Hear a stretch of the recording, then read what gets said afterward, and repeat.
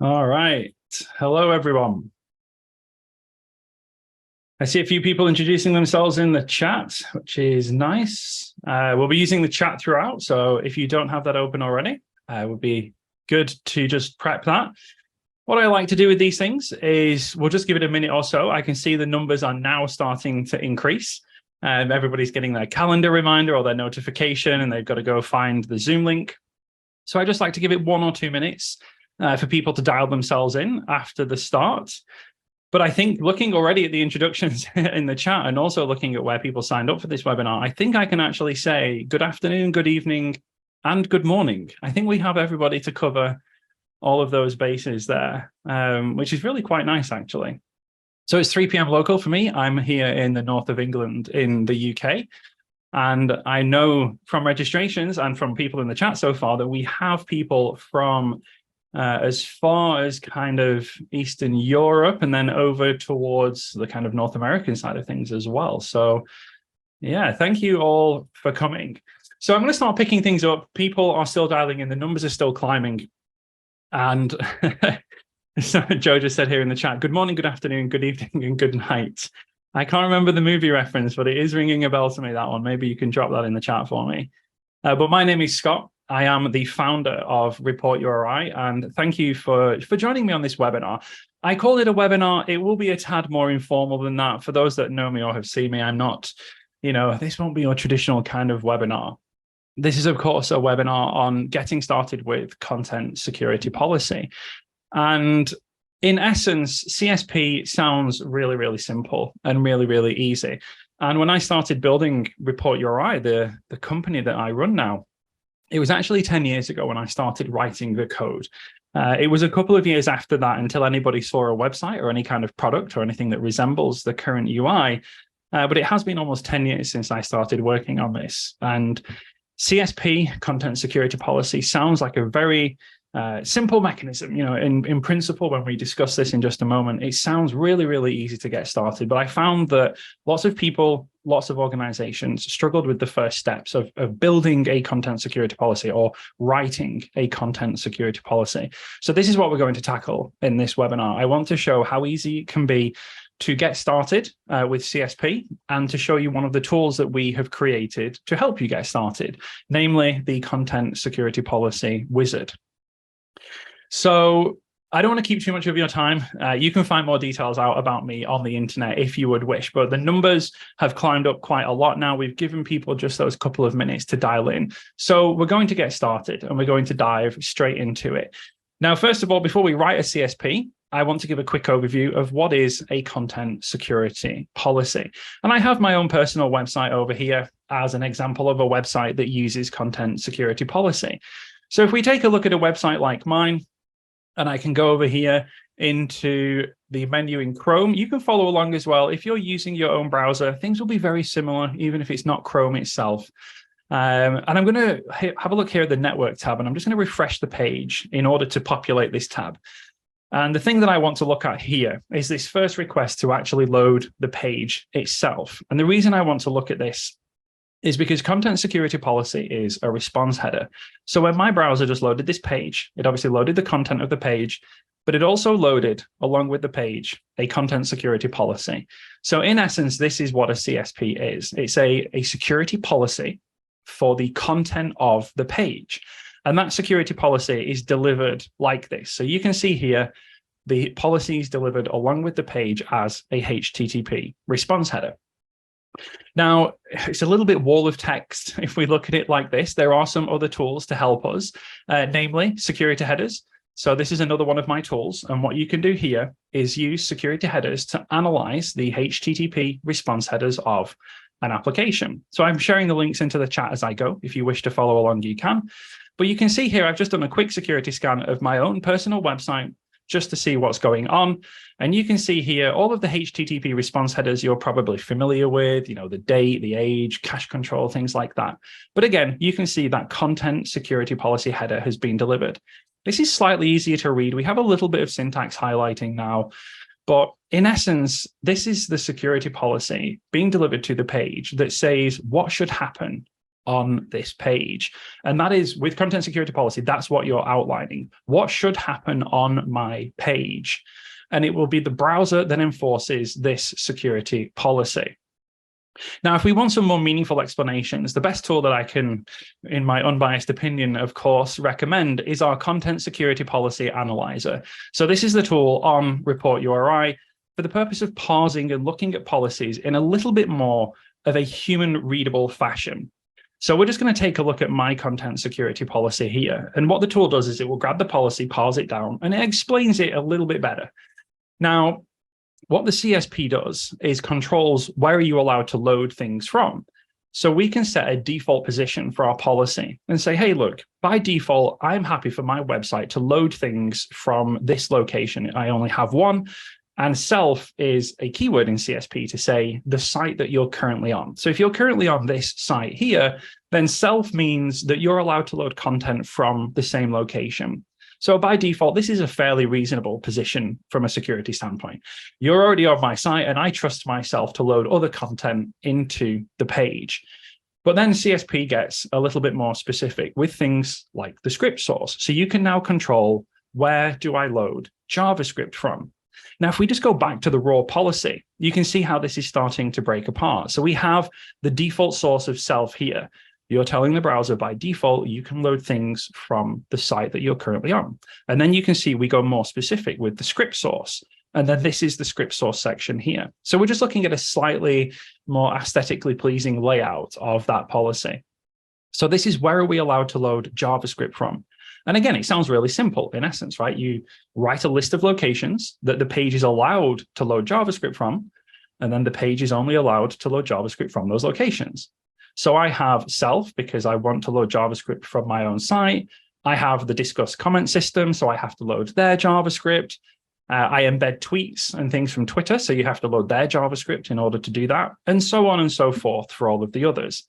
You can see as well here, I embed some things from Gist on GitHub. Now, if I was to just allow gist.github.com, that would be kind of like allowing all universal JavaScript. So you can see I've gone a little bit more specific here with the path. And with CSP, you can actually go all the way down to a particular file name if you want to be really strict. But I know that I control all of the JavaScript in that directory. So I'm saying only load JavaScript from gist.github.com if it's in this directory. And with this list here, I have listed all of the locations that I deem it to be acceptable to load JavaScript on my site. And then we continue with other types of content. You can see here are my styles. Where do I load styles? Where am I allowed to load styles from? Where do I load images from? And so on and so forth. Child source, things like iframes. Where am I allowed to embed iframes on my site from?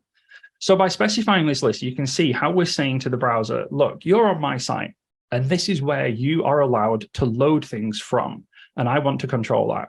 But it's not just about loading things. You can also control with things like the connect source or with the form action, you can control where is the browser allowed to send data. So it's not just about where do you load things into the page, it's where are you allowed to send things outwards from the page as well. So you can start to get really specific with content security policy. You can control a lot of different things in the page. And there's quite a few more here. I'm not going to go through them all in detail. I'm sure you kind of already understand the objective here. But eventually you will get through to one of the final directives that we're going to look at, which is the Report URI directive. Now, this is actually a feature in CSP. It's where I took the name of the service from because I'm really terrible at naming things. So I just named it what it does. And the Report URI directive specifies a location that the browser should send violation reports. Now, a violation report is something that is loaded on the page that is not permitted. We refer to that as a violation of the policy. So if I just go back up for a moment and we take a look at, let's say, the script source, this is the allowed location for script tags to load from. If the browser observes a script tag loading from some other location other than those, then that script tag would be blocked because it is not allowed. And that block is what we refer to as a violation of the policy. And then a report can be sent about that violation so that you can learn about it. And that is what the Report URI directive controls, is where should that report be sent to? So you write the policy and you pass it down to the browser, and the browser takes some kind of blocking action. But this is all happening in the client of your visitors. So if if somebody visits your website and you send the page and the policy and the browser blocks something, we don't know about that. We don't know it's actually happened. And that's where reporting comes in, because you can ask that browser, if you block something, please call back to me and tell me, because if you're blocking something, it means there's something there that should not be there. And I need to know about that. So this is obviously the kind of key mechanism for getting that feedback from the browser. So at a very high level, that is what a content security policy is. And in order for this to work, all you have to do, I say all you have to do, and I'm air quoting if nobody's looking at my camera there, all you have to do is write this policy and deliver this response header. Now, over the years and years that we've been running Report URI, what we've learned is it can actually be quite hard to get to this stage of having a content security policy. Because, for example, you have to write a list of all of your external JavaScript dependencies. And it turns out when we speak to people and we speak to organizations and we say, right, can you tell us where are all of your JavaScript dependencies? Most people don't kind of know. There's not like some centralized list that you can refer to or fetch. And it's like, well, whatever the JavaScript that we load on our site is the JavaScript that we load on our site. It's not, there's no list maintained, or it's not audited or anything like this. So it's been pretty tricky to actually get to the point of having a content security policy. And we tried to solve this in a few different ways. We looked at mechanisms to analyze source code to see if we could do some kind of source code analysis and then pull out all of your dependencies that way. It didn't really work. There was lots of different problems. We also looked at some kind of crawler-based mechanism where perhaps we could crawl your website. And then, of course, we could observe all of your JavaScript dependencies and other dependencies. But the problem with that was things like authentication walls, business logic, payment flows. There was lots of different areas of websites where it was really difficult to get to them. So in the end, we decided to use content security policy to help us write a content security policy. And this sounds a little odd, but we built something called the Content Security Policy Wizard, the CSP Wizard. And the whole purpose of the CSP Wizard is to take you from where my demo site will be in just a moment, which is no content security policy, through to having a mostly done CSP. And I'm always very careful here to say we will not give you a 100% final CSP, because every website is unique and there's always just this like one minor tweak. So what I like to say is we will take you from 0 to 95% with minimal effort using the CSP Wizard. Now I'm going to deploy the CSP Wizard on this demo site. And again, all of these examples are live. I'll share the link in the chat and you can follow along live as well. I see a question here from John. Can you give an example of the data that is reported back to Report URI? Yes, we will actually look at the raw payloads very shortly. So we will cover that for you. Now, this page has no content security policy. And you can double check this, of course, if we go into the developer tools. We're in the network tab. I'm going to reload the page. And if we look at the page load, you can see there is no content security policy header here. So in order to deploy the CSP Wizard, if we take a look at our documentation, you can see that we are going to deploy a CSP header on the site, but we're going to deploy it in something called report only mode. And this is a safe testing mode for CSP, where nothing on your website will be blocked or broken or any adverse effects may happen. And we're going to deploy this header called Content Security Policy Report Only. And then we're going to deploy this policy that you can see, which is block everything. Now, it sounds a bit extreme, but remember, we're in a safe test mode. Nothing will actually be blocked. But if we block everything, that means everything on the page will be reported. And if everything on the page is reported, then we can tell you everything that is on the page and we can build a policy for you. And this is how we are going to leverage content security policy to build a content security policy.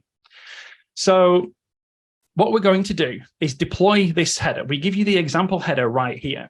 Now, the next step will vary depending on your platform, on your technologies. You need to add a HTTP response header to the page. And there's so many different ways you could do that. You can do this in server configuration. So if you've got Apache or IIS, you can add the header there.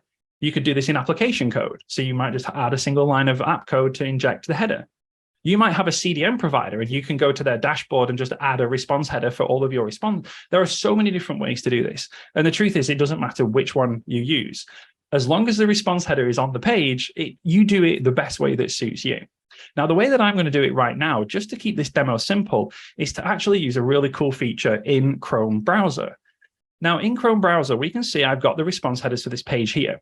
And there's a little edit button that says override header. Now, if I click this, you can see the UI changed slightly. And I now have this option over here for header overrides. So I'm going to go into the header overrides option, and I'm going to add a header override rule. So now what I can do is I can add a content security policy report only header, and I can add some kind of value to this. So I'm just going to go copy and paste this value here. And then I'm going to paste that in. Now, just to clarify, of course, I'm doing this in my local browser just for testing and demo purposes. You might do this in a dev environment, or maybe you have some local environment. But when you apply these header overrides, Chrome will now add this response header to the pages that I navigate to. Now, of course, the final piece of this puzzle is this report URI value over here. Now, these addresses are obviously unique per customer. This is how we route the traffic to your account. So in order, if you were to set this up, in order to get this, you would need to go into your account and you would need to get your own unique reporting address. So you would come to the setup section and you can see here is your report URI value. Now I'm generating this for a content security policy, and I want to send them to the wizard because that's where I'm trying to send these reports. And you can see here it's generated this unique address for me. So that is where I would send my reports. So I'm going to go ahead and I'm going to send my reports to that location. So if you were setting this again in server config, you would add this header with this value. If you were setting it in application code, you would add this header with this value. It doesn't matter how you do it, as long as you do it. So now we are basically ready to go. So if I go back to the network tab now and I reload this page, what we can do, if I scroll back to the top, we can see on this page now, on the page load, in the response header section, Chrome has injected that response header for me. So I'm now loading this page as if the header was there. So again, it doesn't matter how it gets there. As long as you put it there, it will do exactly what I'm showing you right now. So we now have this content security policy report only header in effect. Default source, none. Form action, none. Frame ancestors, none. I'm blocking everything. But if I look in the background, as you can see, when I scroll, everything is working just as it was a moment ago. So no damage has been done to the page. There's no risk here. This is completely safe. But what we can see, if we go to the console, is there are lots of errors here. So if I expand out some of these sections, you can see these report-only warnings from the content security policy. We refuse to load the image because it violates the content security policy. We refuse to load the style sheet. We refuse to load, what have we got here, scripts, and so on and so forth. So now, as you can see with the report-only version of the CSP, nothing has been blocked, but we're still getting this feedback. I've just noticed that there is a minor, did I typo something here? Let's just go back, reload the page. There we go. So all of those things are being air quote blocked, but they're not being blocked because the policy is report only. Now, what still happens with report only is the reports are sent. So if I go back to the network tab, and I'm going to go all the way to the top for you, there is the page load, right, where we have our simulated policy. And if we scroll down, we can now see these requests being sent to something called Wizard, which is the last path component of our report URI value. So this is where the browser is sending a HTTP post, as you can see, and it's sending it to the address that we specified. Now, a question I had just a moment ago was, can we see a payload? Sure, I can show you right now whilst we're here. So this is the actual payload itself that is sent by the browser. Now, remember, all of this is browser native functionality. There's no code to deploy. There's no agent. There's no anything. You set the header and the browser does everything I'm showing you. That's all you have to do, set the header. Most people don't believe me when I say that part, but it is all that you have to do. So these fields here are controlled and configured by the browser. CSP is a defined standard, and the fields that are populated are also defined in that standard. And you can see them here. So it tells you what was blocked, what mode was the policy in. We call it the disposition. Was it report or was it enforced? What page was the user on? And so on and so forth. Everything else kind of makes sense if you want to have a quick look through that. But this information has now been sent to us. Now, if we go into the menu into your account within Report URI, into the CSP menu, there are a couple of sections that we need to take a look at here. So the first thing is, I want to actually build a policy. So I want to write my own content security policy. And you can see I have no policies in our demo account. I'm going to go ahead and just create a content security policy to work on. I'm going to call it webinar demo because I'm not great at naming things. So I've created a new CSP called webinar demo. And because it's the only one, it's currently selected for use with the wizard. Now, again, every single time that this page loads, these things are being reported back to Report URI, as you can see here. And I'm going to keep the demo simple. I'm going to work on one page only. This would apply site-wide. And if you want to take a look at the demo site, there's lots of different pages with lots of different things. But just in the interest of showing the concept here, I'm going to keep this simple. And we're only going to take a look at that kind of single page load. But as you see, each time we reload that page, those reports are sent to us. Those reports will go into our processing queue, which, I mean, we're at peak times right now, so there can be a very small delay between the report being sent and then the report being processed into your account. So I'm going to go over to the wizard section, and we need to give it approximately a minute or so. But as those reports are sent to Report URI, we will run them through our processing pipeline, and we will take a look. For the wizard, we will take a look at the unique sources of content that are being reported on your site. So essentially, what we're doing is we're going through each one of these payloads and saying, first of all, were we on the appropriate site? Because of course you might have multiple different sites that send reports to us. And then second of all, we're going to take a look at what was blocked, and we're going to take a look at what type of content it was, something that we refer to as the effective directive. So once we observe these, we will start to populate this list in the UI. There we go. So the reports have just come through. Like I said, we're literally at peak time right now because Europe is awake and most of America is awake. So at the moment, it's between 1 and 2 minutes processing pipeline. But those reports have been sent to Report URI. We have analyzed all of those incoming reports, and we have said, so far, we have observed all of these unique types of content on your site. Now, this is the part where your knowledge comes in, because this is the part that we can't do for you. Because what we need to do is look at this and say, should that be on your site?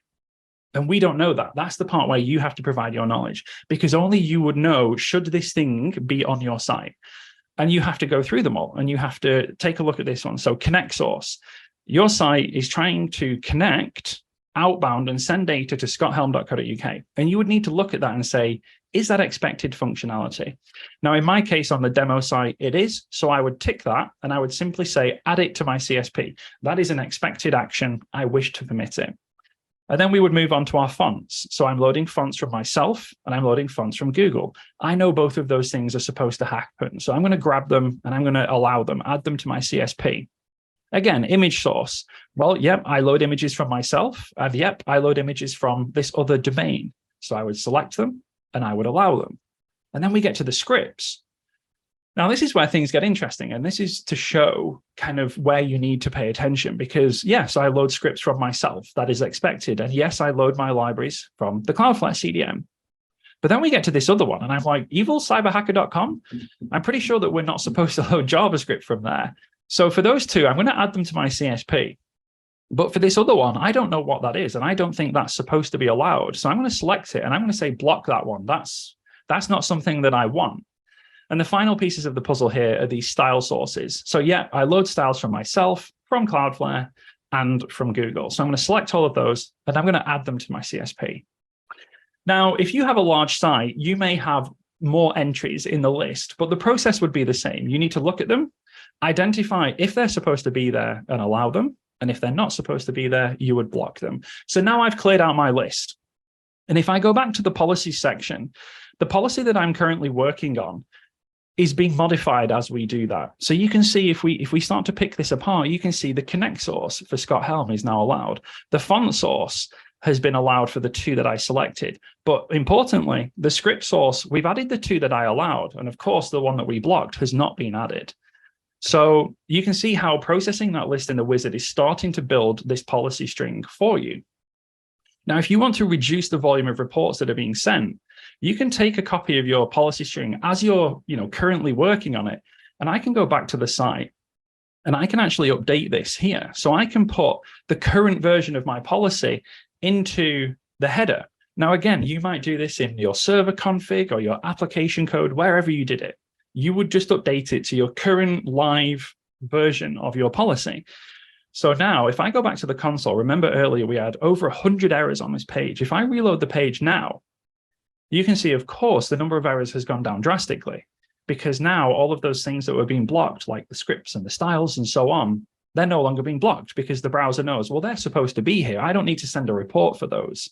However, the one that you can see that is still being blocked is the evil cyber hacker, because we didn't allow that one.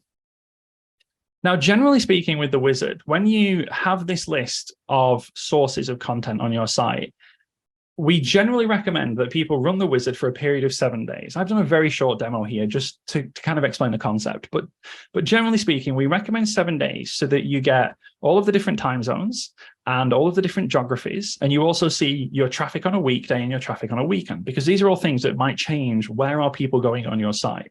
But over a course of 7 days, people will exercise every page on your site, and then you will have a unique list of all of the pieces of content across your site.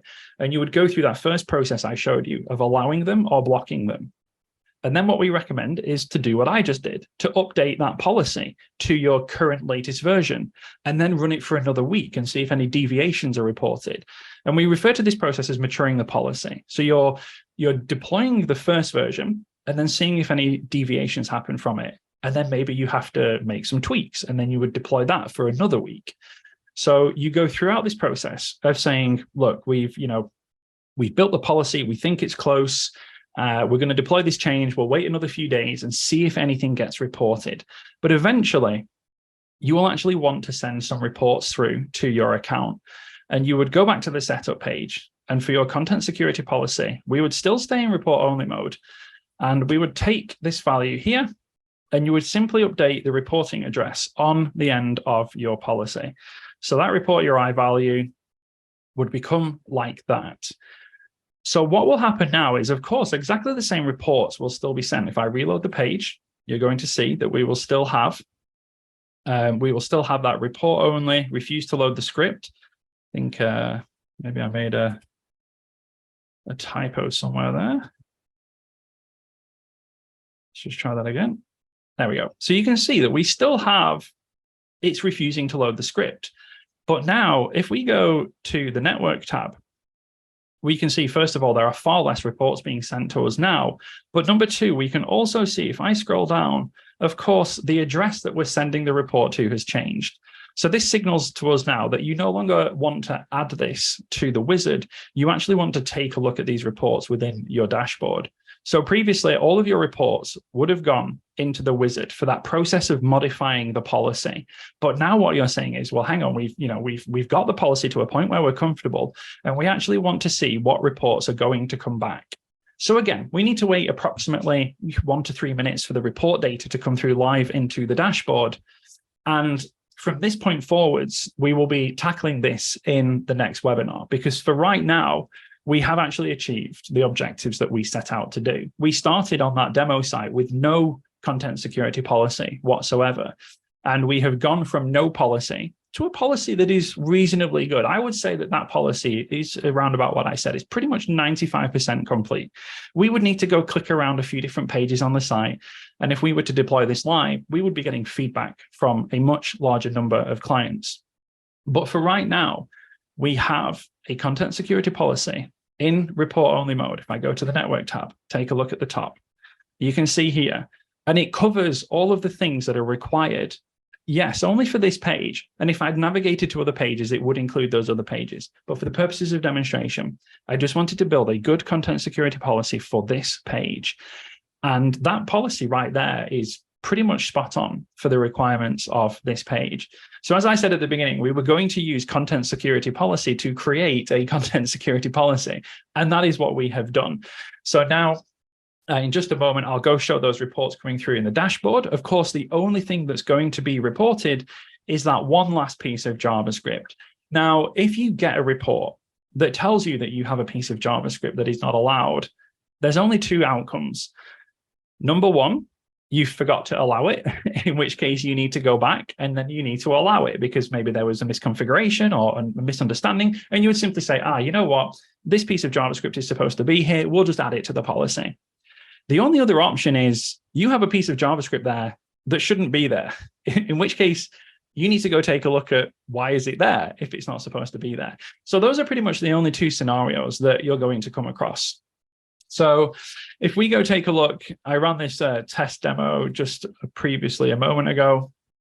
So there's some reports from, you can see my trial run just before this started, just to show you what the UI looks like, coming towards the end. We will be tackling another webinar on what to do with these reports and how to work with them. But as I said, for now, we have got to where we want, which is to have a mostly complete CSP in just a few short steps.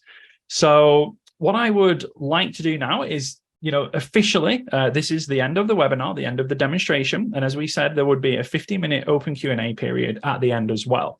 So if you do have questions, now would be a great time to drop them into the chat window. I'm going to scroll back because I have noticed people asking questions. So don't worry, I am going to go back and make sure that you get covered off right now, and make sure, everybody's totally happy. So we had the question from John about the example of the report data. I showed it you in the